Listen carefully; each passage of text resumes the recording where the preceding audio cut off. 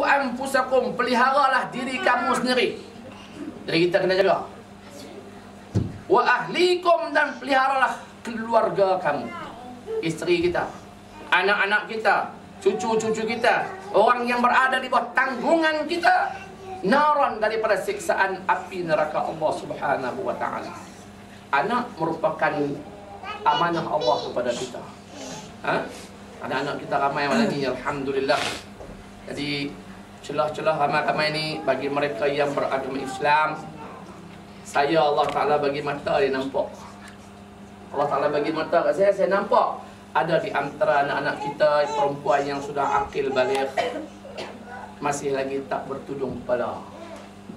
Jadi saya mengambil kesempatan ini untuk menasihati anak-anak, janganlah anda mencipta dosa untuk ibu bapa anda.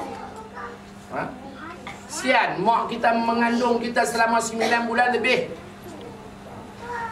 mengalami berbagai keperitan dan susah payah. Ketika melahirkan kita ke alam dunia, pepatah orang Melayu kata seolah-olah pada nyawa mereka bagaikan telur di hujung tanduk. Menyusu kita, membesar kita, pendidikan dan pelajaran. Layakkah sebagai seorang anak menghadiahkan sesuatu, perkara yang tidak sama sekali diredai oleh Allah Subhanahu wa ta'ala? Jadi saya pesan kepada anak-anak kita yang perempuan, beristighfar kepada Allah Subhanahu wa ta'ala banyak-banyak. Sebab dalam kitab cerita kat kita, orang perempuan yang akil lagi baligh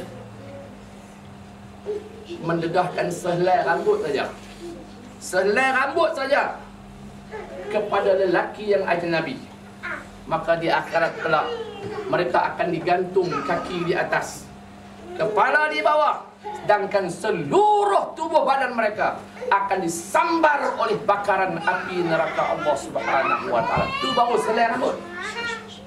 Bayangkan tengok kalau sebiji kepala ada berapa bulan rambut. Bukan sekali, semenjak daripada mula akil balik sampai sekarang tak tutup rambut juga. Masya Allah. Jadi kesianlah kat ibu kita, kesianlah kat bapak kita. Jangan sampai mak pak kita paksa kita. Sebab ini merupakan satu amanah, ini merupakan satu ajaran basic dalam ajaran agama Islam yang sedang kita anti. Mungkin tazkirah saya pada malam ni agak lebih nak kata keras atau apa keras sangat. Jelas dan tegas. Jelas dan tegas. Ini tanggungjawab saya sebagai seorang pendakwah. Ini tanggungjawab saya sebagai seorang pendakwah. Saya pun tak lama dah. 13 Mei habis. 13 Mei, hari yang paling berjarak tu habis dah pengajian saya. Tak sampai sebulan dah. Hari ni 14 hari bulan April. Lagi 28, 29 hari lagi saya pun ma'assalamah, akan terbang balik menyambung tugas saya sebagai seorang da'i di kampung halaman kita di Malaysia. Jadi saya amat bertuah lah sampai sini. Tugas saya masih saya jalankan, dan tuan-tuan perempuan pula sanggup untuk mendengar ucapan saya semasa saya pergi menyampaikan tazkirah di Auckland. Pelajar-pelajar kita di Universiti Auckland sana, mereka melahirkan rasa dahaganya mereka kepada peringatan-peringatan seperti ini. Sehingga alhamdulillah pada 23 April, hari Sabtu 23 April akan datang, mereka sewa satu dewan di Auckland, siap dengan sistem pemesak suara. Semua mereka kumpulkan seluruh pelajar dan warga Malaysia di sana untuk memberi peluang saya menyampaikan ceramah bagi masa 1 jam, InsyaAllah di Auckland 23 hari bulan nanti. Maknanya di mana saja kita berada, kita kena kumpul. Ingat saudara-saudara kita, sebab dengan cara ini sahajalah kita yang berada di perantauan ini akan sentiasa diperingatkan untuk sama-sama kita tidak lupa tanggungjawab kita sebagai seorang hamba, tanggungjawab kita sebagai seorang Muslim, sama-sama kita. Jadi untuk mengakhiri tazkirah pada malam ini, sebagaimana yang saya katakan tadi, Marilah sama-sama kita mengikhlaskan niat hati kita, menadah tangan ke langit untuk mengaminkan doa yang akan saya bacakan dengan penuh keikhlasan hati kita. Bismillahirrahmanirrahim. Alhamdulillahirabbil alamin. Hamdan yuwafi ni'amahu wa yukafi'u mazidah. Ya Rabbana lakal hamdu kama yanbaghi li jalali wajhika wa 'azimi sultanik. Allahumma salli ala sayyidina Muhammadin wa ala alihi wa sahbihi ajma'in. Ya Allah, ya Tuhan kami, ampunilah segala dosa-dosa hamba-hambamu yang terlalu banyak ini ya Allah. Terimalah amalan-amalan kami yang sedikit cuma ini ya Allah. Ampunkanlah juga dosa-dosa kedua-dua ibu bapa kami dan juga dosa-dosa datuk nenek moyang kami yang terdahulu daripada kami ya Allah.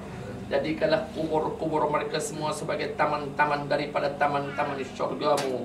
Janganlah Kau jadikan kubur mereka sebagai lubang-lubang daripada lubang-lubang neraka-Mu ya Allah. Ya Allah, ya Tuhan kami, Kau selamatkanlah kami di dunia ini dan Kau selamatkanlah kami di alam akhirat nanti ya Allah.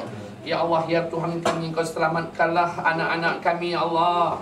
Jadikanlah mereka sebagai anak-anak laki-laki yang soleh-soleh dan anak-anak perempuan pula sebagai anak-anak perempuan yang solehat, yang sentiasa menunaikan segala perintah-perintah-Mu dan menjauhi diri mereka daripada melakukan segala larangan-larangan-Mu ya Allah.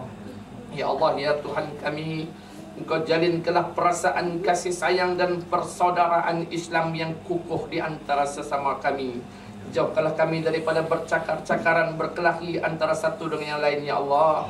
Ya Allah, ya Tuhan kami, Engkau jadikanlah anak-anak kami yang berada di sini ya Allah sebagai anak-anak yang soleh dan sebagai anak-anak yang solehat ya Allah. Engkau anugerahkanlah untuk mereka ilmu-ilmu yang bermanfaat ya Allah. Engkau jadikanlah mereka daripada kalangan anak-anak yang beriman dan bertakwa kepadamu ya Allah. Ya Allah, ya Tuhan kami, Engkau permudahkanlah segala urusan-urusan pembelajaran kami di sini ya Allah. Anugerahkanlah kejayaan yang cemerlang kepada kami ya Allah. Anugerahkanlah kejayaan yang cemerlang kepada kami ya Allah. Jauhkanlah kami daripada mengalami kegagalan di dalam pembelajaran dan pengajian kami di sini ya Allah. Allahumma khtim lana bihusnil khatimah wa la takhtim alaina bisu'il khatimah. وصلى الله على سيدنا محمد والحمد لله رب العالمين. تقبل الله منكم. Sekian dulu untuk malam ini. Wabillahi taufik. Wassalamualaikum warahmatullahi wabarakatuh.